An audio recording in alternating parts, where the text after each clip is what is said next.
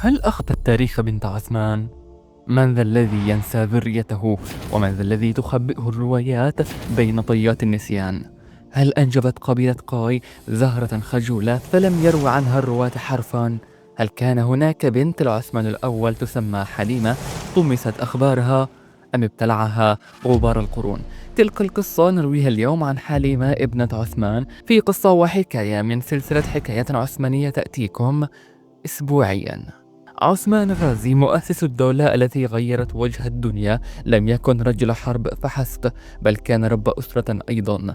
تحدث المؤرخون عن أبنائه الذكور عدو أرخان وعلاء الدين وربما ابنا ثالثا لم يعمر طويلا، لكن ما من سجل عثماني قديم تحدث عن بناته غابت أسماؤهن كما تغيب النجوم في ليالي الغيمة. أتراها مصادفة بريئة أم أن التاريخ كعادته انتقى من الحكايات ما يخدم سير الملوك والسلاطين؟ في موسم الدراما والقصص الشعبية ظهرت حليمة، فتاة نسبت إلى عثمان، جميلة الطلعة، نبيلة الشمائل، محبوبة من قبيلتها كما تقول الرواية الشعبية. ولكن أين كان لها ذكر في دفاتر السلاطين؟ لا أثر لها في تاريخ عاشق باشا ولا في سجلات العهد العثماني الأول. فهل هي خيال نسجته الدراما الحديثة أم ذكرى حقيقية تمصتها الأجيال؟ بعض المؤرخون يعتقدون أن في البنات في العهد التأسيسي لم يسجلن كما الذكور، إذا كان التركيز على وراثة العرش لا على الدماء العائلية.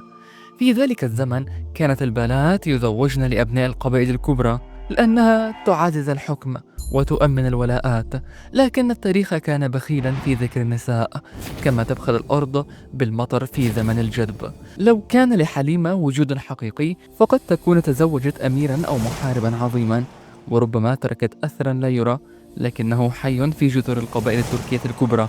ومع ذلك ظل اسمها معلقا بين التاريخ والأسطورة، لا تنفيه الكتب يقينا ولا تثبته نصوص دامغة. يبقى السؤال معلقا في فضاء المرويات: هل أنجبت الدولة العثمانية الأولى أميرة خفية تجاهلها المؤرخون عمدا وسهوا، أم أن الأجيال رسمت لها ظلا كي تملأ فراغ الأساطير؟ في النهاية ربما لا يكفي التاريخ المكتوب وحده، فأحيانا تحكي الأساطير ما عجزت عنه الأفلام عن تدوينه، ويظل في سيرة عثمان أسرار دفينة لا يكشفها إلا من ينصت لصوت الريح ويسمع صدى الخيام. في حكاية عثمانية نروي لكم قصصا من دهاليز الدولة التي لم تروى، فتابعونا في قصة وحكاية.